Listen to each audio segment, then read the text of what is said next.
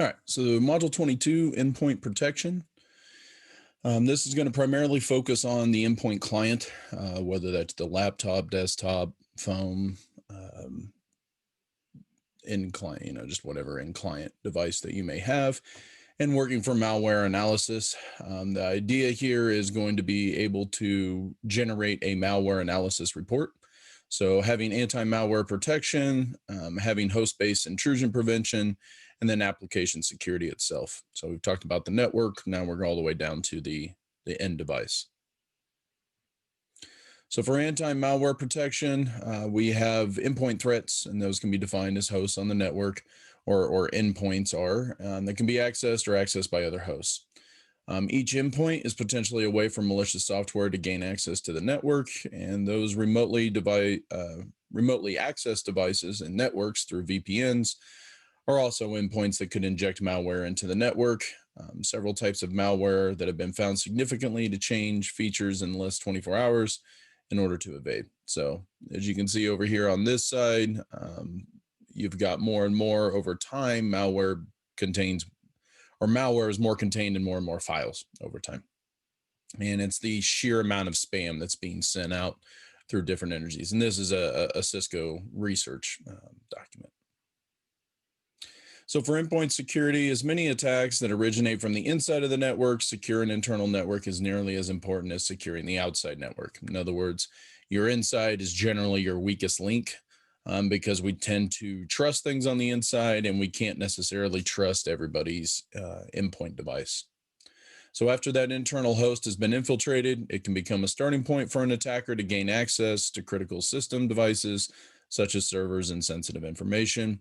There's typically two internal LAN elements to secure. You have the endpoints themselves and then the network infrastructure on the inside.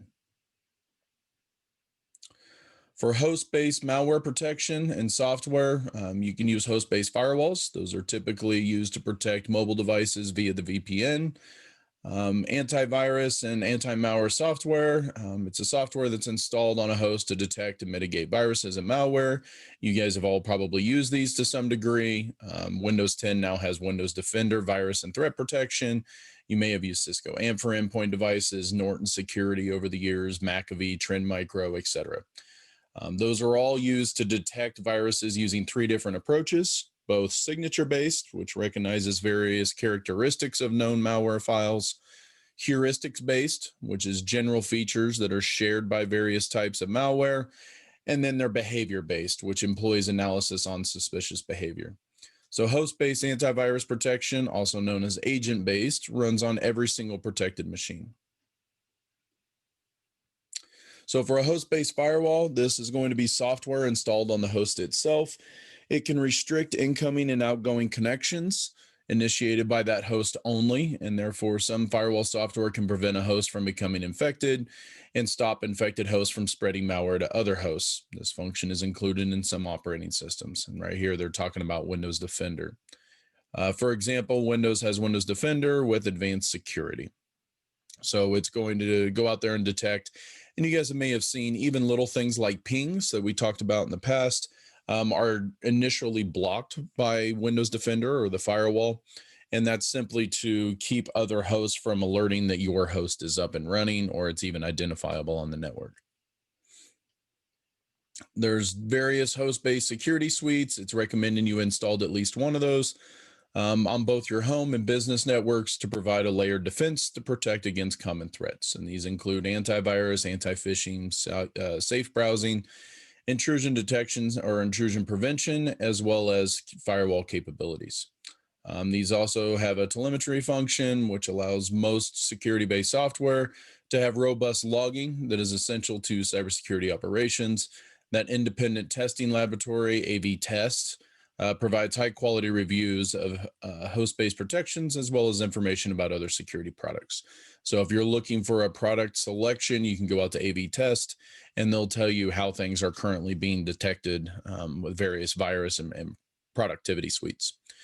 With these host-based malware protections, most of these are standalone software. So like Norton, McAfee, Trend Micro, those that we were talking about, they're their own product in their regard. They did mention like Cisco AMP, which is going to tie into the actual firewall for the whole network. Palo Alto has a similar type approach that double checks to make sure that you have antivirus protection on the machine itself, or it doesn't allow you to get on the VPN. So for malware-based protection or network-based side of things, this is going to be capable of sharing information among themselves to make informed, better decisions. You're going to protect those endpoints with a borderless network. It can be accomplished using network-based techniques as well as host-based techniques. So again, you want to use a combination. You definitely want to have something at the network level, but it's wise, especially if you are a larger organization or a non-tech savvy organization, that you're implementing some anti-malware on the PCs themselves. People go out and browse the internet way too much without even thinking twice. And mostly it's not that they're not thinking twice, they don't even know to think in the beginning.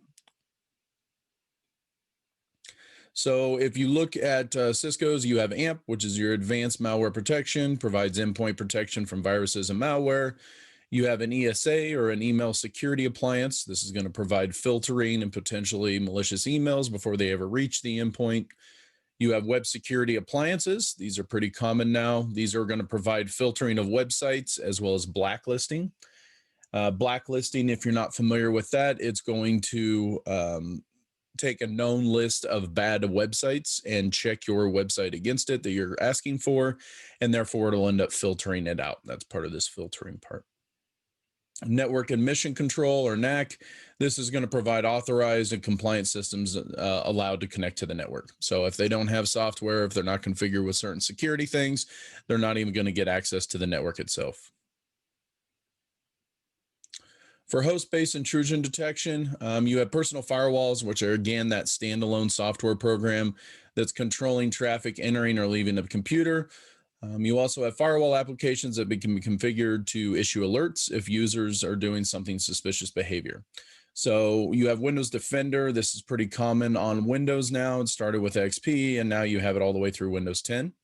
And it allows you to use profile-based approach. So depending on the connection that you're on, whether you're on something that's identified as a home LAN-based network, or you're on a corporate network or a remote network, you can have different filters based on that. IP tables is a really common one within the Linux platform. It allows you to configure network access rules that are part of the kernel itself. And that's pretty handy. I've helped a lot of students. You'll use this even up in the grad level. You'll start playing with IP tables. For NF tables, this is the successor to IP tables. So this is the latest version of it, so to speak. NF tables is a Linux firewall application that uses a simple virtual machine within the Linux kernel in order to pull this off. So once we had virtualization within the kernel, where we could virtualize the kernel itself, you can now run a small little machine inside of there, similar to what some people will call as not really a container, so to speak, but it'd be similar to that. TCP wrappers. This is going to be a rule-based access control and logging for the Linux system. So a HIDS, or a host-based intrusion detection system, is designed to protect hosts against known and unknown malware. It's going to perform detailed monitoring and reporting for system configuration and application activity. It's a comprehensive security application that combines the functionalities of anti-malware applications with firewall functionality. It must be run directly on the host and is considered an agent-based system. A good protocol that they'll talk about here is the logging side of things. You want to make sure that you're sending these log files out to a centralized location. That way, if you are compromised, one of the main things a threat actor will do is go and wipe those logs so that you can't detect anything, or have a history of that detection. And so if you have those on a centralized location, it's a little harder for them to go in and attack that centralized location. So HIDS operation, to prevent that intrusion because it uses signatures to detect known malware and prevent it from affecting the system. They could exhibit some kind of polymorphism, which means they just adapt to what the system that they're on. An additional set of strategies can be used to detect possibility of successful intrusions by malware by evading signature detection. And this is anomaly based. This is when you have a normal system behavior. It's learned as a baseline model. If an intrusion is detected or a slight change in that, then the HIDs can lock details of the intrusion, send alerts back up to your security management system, and take action to prevent the attack. You could also have policy-based ones, which is where it's described by rules or a violation of those rules that are predefined, and those policies can result in an action by the HID, such as shutting down the software processes. Different HIDs products. While most HIDs products utilize software on the host and some sort of central security management functionality that allows integration with the network security monitoring services as well as threat intelligence. So some examples of this is going to be like Cisco AMP, Alien Vault, USM, Tripwire, and then you have open source HIDs, SE Security, etc. You could also have Sophos-based systems as well that would be very similar to this type of installation. It's going to use a central management server and agents that are installed on individual hosts. And this OSSEC server or manager is going to receive and analyze alerts from a variety of network devices and firewalls over syslog. Syslog is a protocol that you guys will work with. OSSEC is going to be monitoring system logs on hosts as well as conducting file integrity checking. For application security and services, you're going to have an attack surface. And again, the definition of attack surface is the total sum of the vulnerabilities in a given system that is accessible to an attacker. So when an attacker runs a scan on your system, it's going to find out all the open services as well as all the open ports, and that gives them an attack surface to work on.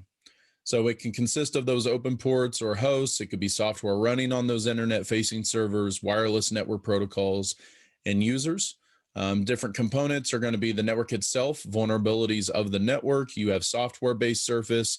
This is going to be delivered through the exploitation of vulnerabilities in, say, a web or cloud or host-based software applications.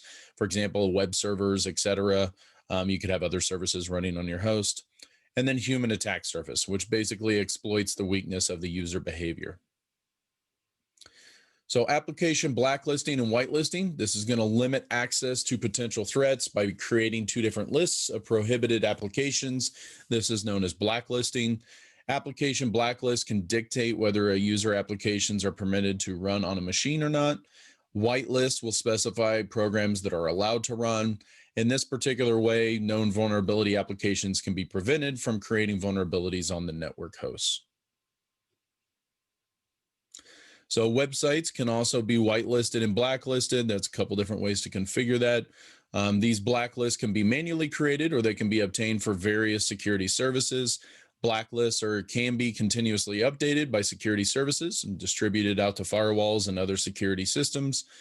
Cisco's Firepower security management system is an example of a system that can access Cisco Talos, which is a security intelligence service in order to obtain those blacklists. So just like within your firewalls, etc., you have the ability to download blacklists. Those aren't a one-time download. A lot of times those are continuously updated or updated every 5-10 minutes, etc., as that list is continuously growing and changing, etc. On system-based sandboxing, this is going to be a technique that allows a suspicious file to be executed, analyzed in a safe environment. Cuckoo Sandbox is a popular free malware analysis system sandbox. It can be run locally and have malware samples submitted to it for analysis. Any.run is an online tool that offers the ability to upload malware samples for analysis, just like this online sandbox. So if you've got a file that you're wanting to test, you can upload it to any run and test it on a system and see what happens. And you can see this within the video that you have inside your section. So for endpoint security, just kind of some highlights of this particular module. They're defined as hosts on a network that can be accessed or access other hosts on the network. They can be two internal LAN elements. You have endpoints and the network infrastructure itself. You have antivirus or anti-malware software that is installed on a host to detect and mitigate viruses and malware. You can have host-based firewalls that will use a predefined set of policies, or otherwise known as profiles, in order to control packets leaving and entering the machine. You can have some examples of these firewalls, for example, Windows Defender, IP tables, NF tables, and TCP wrappers. Remember, Windows Firewall is pretty common on Windows 10 now. IP tables and NF tables is going to be Linux-based, with NF tables being the later version. And then you have TCP wrappers, which are going to wrap against the actual protocol. You have HIDS to protect the host against known and unknown malware. Remember, a HIDS is a host-based intrusion detection system. An attack surface is going to be a total sum of those vulnerabilities given by a system that's accessible to the attacker. Remember, an attack surface is generally done by a threat actor in order to find out what ports, what services, etc. are all running on the host, and they can build a list of vulnerabilities that may be given on that system. Application blacklist will dictate which user applications are not permitted to run on a system, as well as whitelist, which will specify which programs are allowed to run. All right, and that's the summary of endpoints.